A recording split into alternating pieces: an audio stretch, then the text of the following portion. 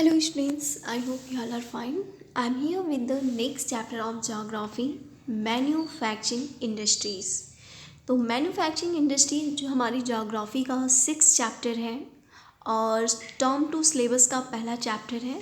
आज हम इसको स्टार्ट करने जा रहे हैं। इसमें हमें क्या क्या पढ़ना है वो हम लोग ऑब्जर्व कर लेते हैं। सबसे पहले हम ये देखेंगे मैन्युफैक्चरिंग इंडस्ट्रीज क्या होती हैं। दूसरी चीज़ हम पढ़ेंगे इम्पॉर्टेंस क्या क्या है। फिर हम आगे पढ़ेंगे इसका जीडीपी में क्या योगदान है, किस तरीके से ये ऑब्जर्व होती हैं। इंडस्ट्रीज़ को इन्फ्लुएंस करने वाले फैक्टर कौन कौन से हैं, मैन्युफैक्चरिंग इंडस्ट्रीज़ के टाइप्स कौन कौन से हैं, इन सारी चीज़ों के बारे में हमको इस चैप्टर में पढ़ना है। इसके साथ ही साथ हम ये देखेंगे कि इंडस्ट्रीज़ किस तरीके से इन्वायरमेंट को इन्फ्लुएंस करती हैं और उसकी प्रिकॉशंस के लिए कौन कौन से स्टेप्स गवर्नमेंट के द्वारा या इंडस्ट्रियल पर्सन्स के द्वारा लिए जाते हैं। तो ये सारे टॉपिक्स इस चैप्टर में इंक्लूडेड हैं और हमें वन बाय वन सारे टॉपिक्स को क्लियर करना है। तो आज हम स्टार्ट करने जाने इसकी बेसिक चीज़ें कि क्या क्या इसमें बेसिक ऑब्जर्वेशन है, क्या क्या इसमें पढ़ना है। तो कुछ बिगनिंग टॉपिक्स हम लोग देखते हैं। तो अब देखते हैं हम सबसे पहले topic, What is the meaning of manufacturing industries? Production of goods in large quantities after processing from raw materials to more valuable products is called manufacturing. कि प्रोडक्शन ऑफ गुड्स का मतलब यहाँ पे सामानों से है और ये सामान किसी भी प्रकार के हो सकते हैं, चाहे वह मिट्टी के दिए हों या हमारी पहनने वाले कपड़े हों या हमारी जो डिफरेंट टाइप्स के व्हीकल्स का इस्तेमाल हो रहा है, वे सारी चीज़ें भी इसमें शामिल हो सकती हैं। तो प्रोडक्शन ऑफ गुड्स, सामानों का प्रोडक्शन, उनका उत्पादन इन लार्ज क्वांटिटीज़ कि उनके क्वांटिटी बड़े पैमाने पे, एक बहुत बड़ी संख्या में हम उन सामानों का प्रोडक्शन करते हैं। और वो करते कैसे हैं? रॉ मटेरियल्स को वैल्यूएबल प्रोडक्ट्स में चेंज करके। जैसे सपोज मिट्टी है, मिट्टी से हमने क्या किया, दिया बना दिया, उससे हमने टॉयज़ बना दिए। हमारे पास कपड़े पड़े हुए हैं, उन कपड़ों से हमने डिफरेंट टाइप्स के वैल्यूएबल ड्रेसेस बना दिए, हमने उनसे अलग अलग तरीके के हमने कर्टेन बना दिए। इस टाइप की चीज़ें हम देखते रहते हैं। तो किसी भी रॉ मटेरियल्स को प्रोसेस करके रॉ मटेरियल्स को किसी वैल्यूएबल प्रोडक्ट्स में कन्वर्ट कर देना ही मैन्युफैक्चरिंग कहलाता है। और जब ये काम किसी बड़ी एरिया में एक ऑर्गेनाइजेशनल इंस्टीट्यूशन के द्वारा किया जाता है तो उसको हम मैन्युफैक्चरिंग इंडस्ट्रीज़ कहते हैं। अब यहाँ पे कुछ एग्जांपल्स दिए गए हैं जैसे कि वुड्स हैं, शुगर केन है। तो इनसे हम क्या क्या चीज़ें बनाते हैं, जैसे वुड, लकड़ियों से हम पेपर का बनाना, शुगर केन से शुगर प्रोड्यूस करना, और आपके आयरन एंड स्टील की जो कंपनियां बनती हैं, जो आयरन और एल्युमिनियम हमारी बनाई जाती हैं। तो इन सारी चीज़ें हमारी क्या होती हैं, प्रोडक्शन ऑफ गुड्स में आती हैं, या हम कह सकते हैं कि ये मैन्युफैक्चरिंग में आती हैं। कुछ ऐसी भी चीज़ें होती हैं जो एग्रीकल्चरल चीज़ों से भी बनाई जाती हैं। जैसे अभी हमने एक देखा, शुगर केन से हमने शुगर बनाया, आपकी कॉटन है, कॉटन से क्लॉथ्स का बना देना। ये सारी की सारी चीज़ें हमारी मैन्युफैक्चरिंग में आती हैं और जब इनको एक ऑर्गेनाइजेशनल वे में किया जाता है तो वह हमारी इंडस्ट्रीज का रूप ले लेती हैं। अब आगे देखते हैं क्या कह रहा है कि people employed in the secondary activities manufacture the primary materials into finished good. अब ध्यान दीजिए कि सेकेंडरी एक्टिविटीज़, इंडस्ट्रीज़ हमारी हमेशा ही सेकेंडरी एक्टिविटीज़ में आती हैं। तो इसमें यही काम होता है कि प्राइमरी मटेरियल्स से, यानी हमने प्राइमरी सेक्टर से कुछ मटेरियल्स लिए और उसका हम वैल्यूएबल प्रोडक्ट्स में या हम फिनिश्ड गुड में उनको कन्वर्ट कर दें। तो ये काम हम करते हैं। तो सेकेंडरी एक्टिविटी में जो भी पर्सन इन्वॉल्व होते हैं, जो एम्प्लॉयड होते हैं, वे प्राइमरी सेक्टर से मटेरियल्स लेते हैं और उनको फिनिश्ड गुड में कन्वर्ट करते हैं। The workers employed in steel factories, car, breweries, textile industries, bakeries, इसमें बहुत सारे एग्जाम्पल्स हैं। चाहे वो फैक्ट्री, स्टील फैक्ट्री में काम करने वाले लोग हों, कार बनाने वाली इंडस्ट्रीज हो, टेक्सटाइल इंडस्ट्रीज हो, बेकरीज वाले लोग हों, ये सभी आपके सेकेंडरी एक्टिविटीज़ में आते हैं। इनको हम अलग अलग कैटेगरीज में भी दिखाते हैं। Some people are employed in providing services, बहुत सारे ऐसे लोग होते हैं जो सर्विस सेक्टर में भी एम्प्लॉयड होते हैं। तो इस चैप्टर में हमें कंप्लीटली जो डिस्कशन करना है दैट इज़ जो सेकेंडरी सेक्टर मैन्युफैक्चरिंग इंडस्ट्रीज़। तो मैन्युफैक्चरिंग इंडस्ट्रीज हमेशा सेकेंडरी सेक्टर में आती है, ये चीज़ आपको हमेशा ध्यान रखनी है। अब आगे देखते हैं कि the economic strength of a country is measured by the development of manufacturing industries. किसी भी कंट्री का जो इकोनॉमिक स्ट्रेंथ होता है कहीं न कहीं उसकी मैन्युफैक्चरिंग इंडस्ट्रीज के डेवलपमेंट पे भी उसका भी असर उन पे दिखाई पड़ता है। कई सारी ऐसी कंट्रीज हैं जहाँ पे मैन्युफैक्चरिंग इंडस्ट्रीज काफ़ी डेवलप्ड हैं और वो काफ़ी ज़्यादा वेल डेवलप्ड कंट्रीज़ हैं। सिंपल वे में इसका कहने का यही मतलब है। तो अगला टॉपिक जो इसी से रिलेट करता है इम्पॉर्टेंस ऑफ मैन्युफैक्चरिंग, कि ये जो मैन्युफैक्चरिंग सेक्टर है इसकी इम्पॉर्टेंस क्या है, ये हमारे लिए या किसी कंट्री के डेवलपमेंट के लिए किस तरीके से सहायक होता है। Manufacturing sector is considered the backbone of development in general and economic development in particular mainly because कि मैन्युफैक्चरिंग सेक्टर जनरल वे में देखा जाए तो डेवलपमेंट का एक बैकबोन डिक्लेयर किया जाता है और इसके अलावा इकोनॉमिक डेवलपमेंट में भी इसका काफ़ी अच्छा योगदान मिलता है। इसके लिए कुछ बेसिस लिए गए हैं कि किन बेसिस में हम इस स्टेटमेंट को प्रूव कर सकते हैं। तो पहली चीज़, manufacturing industries not only help in modernising agriculture which forms the backbone of our country, they also reduce the heavy dependence of people on agricultural income by providing them jobs in secondary and tertiary sectors। पहली चीज़ ये कह रहा है कि manufacturing industries agriculture को modernising करती हैं, यानी एग्रीकल्चर में नई चीज़ों को शामिल करके उसको मॉडर्न बनाती हैं। और इंडिया जैसी कंट्रीज़ में एग्रीकल्चर इकोनॉमिक का बैकबोन भी माना जाता है, इसलिए हम मान सकते हैं कि एग्रीकल्चर को मॉडर्न करने से भी कहीं ना कहीं हमारी डेवलपमेंट में बेहतर योगदान दे रहा है। इसके अलावा आपकी सेकेंडरी और टर्टियरी सेक्टर में जॉब प्रोवाइड करके आपकी एग्रीकल्चरल एक्टिविटीज़ पे डिपेंडेंसी को भी कम करता है। अब इसको हम कैसे समझा सकते हैं कि क्यों ऐसा ये कहा गया है। जो सपोज हमने कोई एग्रीकल्चर किया, हमने कोई कल्टीवेशन किया किसी क्रॉप का और वो प्रोडक्शन हमारी ज़रूरत से ज़्यादा हुआ, तो अब उसको हमको मार्केट तक पहुंचाना है। तो मार्केट तक पहुंचाने के लिए हमें ट्रांसपोर्ट चाहिए और ट्रांसपोर्ट हमारा टर्टियरी सेक्टर का एग्जांपल है। तो टर्टियरी सेक्टर में क्या होगा, हम उस ट्रांसपोर्ट का इस्तेमाल करके उसको मार्केट तक भेजेंगे। इसके अलावा हमको वो ट्रांसपोर्ट के लिए कोई व्हीकल चाहिए, हमको डिफरेंट टाइप की मशीनें चाहिए, हमको डिफरेंट काइंड्स की फर्टिलाइजर्स की ज़रूरत पड़ेगी और ये सारी चीज़ें हमारी सेकेंडरी सेक्टर्स में प्रोड्यूस की जाती हैं। तो इस तरीके से हम देख सकते हैं कि आपकी मैन्युफैक्चरिंग इंडस्ट्रीज़ एग्रीकल्चर को मॉडर्न भी करती हैं और सेकेंडरी और टर्टियरी सेक्टर में जॉब प्रोवाइड करके एग्रीकल्चर की डिपेंडेंसी को भी कम करती हैं।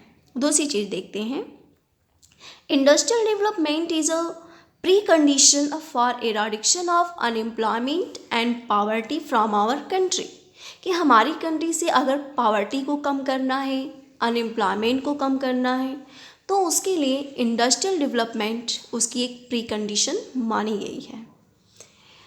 This was the main philosophy behind public sector industries and joint sector ventures in India, कि इंडिया में अगर देखा जाए तो ज्वाइंट सेक्टर या पब्लिक सेक्टर इंडस्ट्रीज के पीछे इसी का मेन उद्देश्य यही रखा गया है कि हमें अनएम्प्लॉयमेंट पावर्टी को कम करना है।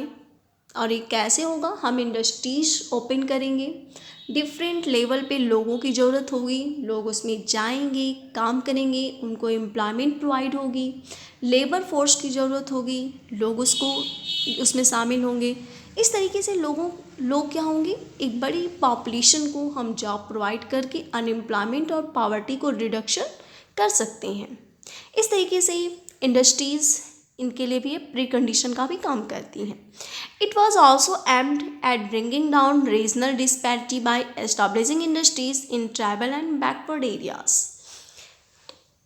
इसके अलावा जो ट्राइबल और बैकवर्ड एरियाज़ हैं उन एरियाज़ में भी इंडस्ट्रीज़ को एस्टाब्लिश करके रीजनल डिस्पैरिटीज़ जो बनी हुई हैं, यानी क्षेत्रीय लेवल पे जो विभिन्नताएं पाई जाती हैं, उनके अंदर जो डिस्पैरिटीज़ हैं उनको भी कहीं ना कहीं ख़त्म करने की भी बात इनके द्वारा की जाती हैं। अगली चीज़ कह रहा है export of manufactured good expand trade and commerce and brings is much needed foreign exchange. कि जब हमारी गुड्स अच्छे होंगे, क्वालिटेटिव होंगे, तो निश्चित है कि हम उनको एक्सपोर्ट भी कर सकते हैं, और जब वो हम एक्सपोर्ट करेंगे तो ट्रेड और कॉमर्स को बढ़ावा देगा, और जिसकी वजह से हम फॉरेन एक्सचेंज या फॉरेन करेंसी को भी अपनी कंट्रीज़ में कॉन्सेंट्रेट कर सकते हैं। इसके अलावा क्या कह रहा है कि countries that transform their raw materials into a wide variety of finished good of higher value और प्रॉस्पेरिश। कि जो कंट्री अपने रॉ मटेरियल को एक बहुत ही हाई क्वालिटेटिव फिनिश्ड गुड में कन्वर्ट करती है, तो वह कंट्री ज़्यादा प्रॉस्पेरस, बहुत ही ज़्यादा अच्छी मानी जाती हैं। तो इंडिया की प्रॉस्पेरिटी भी इसी में है कि हमारे यहाँ मैन्युफैक्चरिंग इंडस्ट्रीज़ में डाइवर्सिफाइंग है, उनको इंक्रीमेंट की जा रही है, उनकी क्वालिटी को भी चेंज की जा रही है, यानी उनकी क्वालिटी में भी अच्छी खासी इंप्रूवमेंट देखने को मिल रही है, जिसकी वजह से हम फॉरेन एक्सचेंज पे, या हम कह सकते हैं कि फॉरेन कंट्रीज़ के साथ ट्रेड एंड कॉमर्स को भी हम एक्सपांड करने की कोशिश कर रहे हैं, जिसकी वजह से इंडिया की प्रॉस्पेरिटी भी बढ़ रही है। तो इस तरीके से हमने इम्पॉर्टेंस ऑफ मैन्युफैक्चरिंग इंडस्ट्रीज़ को देखा कि डिफरेंट लेवल पे हमारे लिए, किसी भी कंट्री के लिए काफ़ी हेल्पफुल होती हैं। अब एक क्वेश्चन आप लोगों के एग्ज़ाम में अधिकतर बनता है कि एग्रीकल्चर एंड इंडस्ट्री, इनके बीच का रिलेशनशिप कैसा होता है। तो एग्रीकल्चर और इंडस्ट्रीज़ का ये जो रिलेशनशिप है, ये अगली कुछ 1-2 पैराग्राफ में डिफाइन किया गया है। तो agriculture and industries are not exclusive of each other, they move hand in hand. कहने का मतलब कि एग्रीकल्चर और इंडस्ट्रीज़ एक्सक्लूसिव नहीं है, एक दूसरे से अलग भी नहीं है और एक दूसरे में शामिल भी नहीं है, लेकिन एक दूसरे के हैंड टू हैंड है। यानी आपकी एक हाथ से इंडस्ट्रीज़ एग्रीकल्चर को देती है, तो एग्रीकल्चर दूसरे हाथ से इंडस्ट्रीज़ को भी कुछ देती हैं। तो इस तरीके से ये हैंड टू हैंड का रिलेशनशिप एग्रीकल्चर और इंडस्ट्रीज़ के बीच में बनता है। जैसे the agro industries in India have given a major boost to agriculture by raising its productivity. कि एग्रीकल्चर, चूँकि इंडिया है तो यहाँ की एग्रीकल्चर बहुत अच्छी है, और एग्रीकल्चर अच्छी होने की वजह से raw materials agro based industries को प्रोवाइड करती हैं। They depend on the latter for the raw materials and sell their products such as irrigation pump, fertilizers, insecticides, pesticides, plastic PVC pipes, machines, tools to the farmers. और एक चीज़ तो हमने ये देखा कि एग्रीकल्चर क्या कर रही है, कि agriculture in agro based industries को रॉ मटेरियल देती हैं, लेकिन कुछ ऐसी इंडस्ट्रीज़ भी होती हैं जो एग्रीकल्चर को डिफरेंट टाइप्स के इरिगेशन पंप प्रोवाइड कराती हैं, फर्टिलाइज़र प्रोवाइड करती हैं, इंसेक्टिसाइड्स देती हैं, पेस्टिसाइड्स देती हैं, आपकी डिफरेंट टाइप्स की पाइप्स की चीज़ भेजती हैं, मशीनें भेजती हैं, डिफरेंट टाइप्स की टूल्स प्रोवाइड करती हैं। तो इस तरीके से हम देख सकते हैं कि एग्रीकल्चर इंडस्ट्रीज़ को रॉ मटेरियल दे रही हैं, और इंडस्ट्रीज़ एग्रीकल्चर को टूल्स, मशीन, फर्टिलाइजर्स जैसी चीज़ें प्रोवाइड करती हैं। Development and competitiveness of manufacturing industries has not only assist agriculturalist in increasing their production but also made the production process very efficient. Simple way में इसको ऐसे आप समझिए कि जब हम मशीनों का इस्तेमाल करके टूल्स, फर्टिलाइजर, ये जो चीज़ों का इस्तेमाल करते हैं, तो नेचुरल है कि एग्रीकल्चरल प्रोडक्ट्स इंक्रीज़ होंगे, उनकी प्रोडक्टिविटी पे एक डायरेक्ट इफ़ेक्ट पड़ता है, जिसकी वजह से रॉ मटेरियल्स के लिए अच्छी क्वांटिटी में ये उनको प्रोवाइड कर सकती हैं इंडस्ट्रीज़ को, और इंडस्ट्रीज में जब वो चीज़ें जाती हैं तो वहाँ की भी प्रोडक्टिविटी पे अच्छा खासा असर देती हैं। ये इसका सिंपल सा मतलब है। अगला चीज़ है, in the present day world of globalization our industry needs to be more efficient and competitive. Self sufficiency alone is not enough.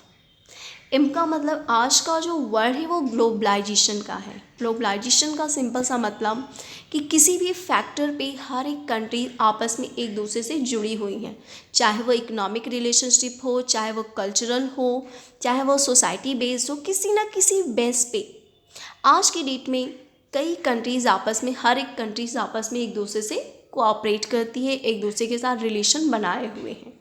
वह ट्रेड एंड कॉमर्स के द्वारा भी वो चीज़ें पॉसिबल हैं। तो यहाँ पे कहने का मतलब है कि आज की डेट में हर एक जो इंडस्ट्रीज़ हैं वह सबसे ज़्यादा कम्पिटिटिव होती जा रही हैं। इसके लिए सिर्फ सेल्फ सफिशिएंटी ही काफ़ी नहीं है। हमारा जो प्रोडक्शन है उसका क्वालिटेटिव भी होना चाहिए, क्वांटिटेटिव भी होना चाहिए, ताकि हम वर्ल्ड लेवल पे अपने ट्रेड को बढ़ावा दे सकें, ताकि हम लोगों का आपके वर्ल्ड मार्केट में एक अट्रैक्शन पा सकें। ये इसका सिंपल सा मतलब है कहने का। तो यहाँ पे ये कह रहा है कि our manufacture goods must be at par in quality with those in the international market, कि हमारा जो प्रोडक्ट हम बना रहे हैं, जो मैन्युफैक्चर कर रहे हैं, वह क्वालिटेटिव होना चाहिए ताकि हम इंटरनेशनल मार्केट में कंपटीशन कर सकें। Only then we will be able to compete in the international market. अगली जो टॉपिक इसमें बताई गई है वह है contribution of industry to national economy. ये आपकी स्पेशली इंडिया से रिलेट करता है ये, कि इंडिया में आपकी जो इंडस्ट्रीज़ हैं इनका नेशनल इकोनॉमी में क्या कंट्रीब्यूशन होता है, उसका जीडीपी में इसका क्या कंट्रीब्यूशन देखने को मिलता है। Over the last 2 decades, the share of manufacturing sector has stagnated at 17% of GDP out of total of 27% for the industries, which includes 10% for mining, quarrying, electricity and gas. Manufacturing की अगर बात की जाए तो टोटल मैन्युफैक्चरिंग का हमारी GDP में जो कंट्रीब्यूशन है वह होता है 27%, और इस 27% का 17% पार्ट आपकी मैन्युफैक्चरिंग सेक्टर अपना कंट्रीब्यूशन देती है। बाकी जो 10% होता है उसमें mining, enquiring, electricity and gas जैसी जो इंडस्ट्रीज़ हैं वह अपना कंट्रीब्यूशन देती हैं। तो हम कह सकते हैं कि कहीं ना कहीं आपकी जो मैन्युफैक्चरिंग इंडस्ट्री है वह अकेली इंडस्ट्रियल सेक्टर के अकॉर्डिंग एक अच्छा कंट्रीब्यूशन देती है, लेकिन अगर हम दूसरे कंट्रीज से कंपेयर करें तो ये काफ़ी कम है। जैसे this is much lower in comparison to some East Asian economic where it is 20 to 35%। Other countries की अगर कंपेयर किया जाए जहाँ पर 25 से 35% आपकी मैन्युफैक्चरिंग इंडस्ट्रीज अपना कंट्रीब्यूशन देती हैं, वहीं पर इंडिया सिर्फ और सिर्फ 17% ही कंट्रीब्यूट कर पाती है। The trend of growth rate in manufacturing over the last decade has been around 7% per annum, कि पर एनम लास्ट डिकेड से देखा जाए तो 7% पर एनम या एनुअली देखने को मिल रहा है। The desired growth rate over the next decade is 12%, जबकि डिज़ायर्ड ग्रोथ रेट जो है वह लगभग 12% होनी ज़्यादा जरूरी मानी गई हैं, नेक्स्ट डिकेड से हो सकती हैं। Since 2003, manufacturing is once again growing at the rate of 9 to 10% per annum. कि 2003 से अब तक 9 से 10% पर एनम की ग्रोथ रेट हमको दिखाई पड़ती है। With appropriate policy intervention by the government and renewed efforts by industries to improve productivity, economists predict that manufacturing can achieve its target over the next decade। कि government इस समय जो अपना एफर्ट्स दिखा रही है इंडस्ट्री के इम्प्रूवमेंट्स को लेकर के, प्रोडक्टिविटीज़ में जो भी उसमें चेंजेस कर रही है, उसकी क्वालिटी को इम्प्रूव करने की बात कर रही है, जो उसका टारगेट है उसके अकॉर्डिंग ऐसा लग रहा है कि नेक्स्ट डिकेड में ये सारे उसकी जो अचीवमेंट है वो शायद पूरी हो जाए।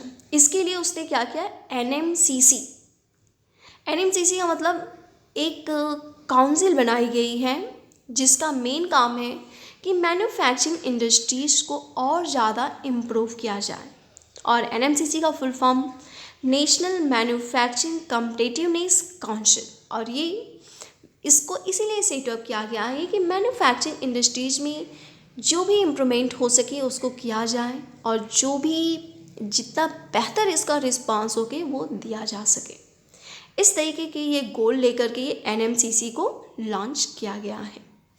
तो आज हमने कुछ इम्पॉर्टेंट टॉपिक्स हमने देखा कि आपकी मैन्युफैक्चरिंग इंडस्ट्रीज क्या होती हैं, इसकी इम्पॉर्टेंस क्या क्या है और इसका हमारी कंट्री में कितना ज़्यादा कंट्रीब्यूशन होता है।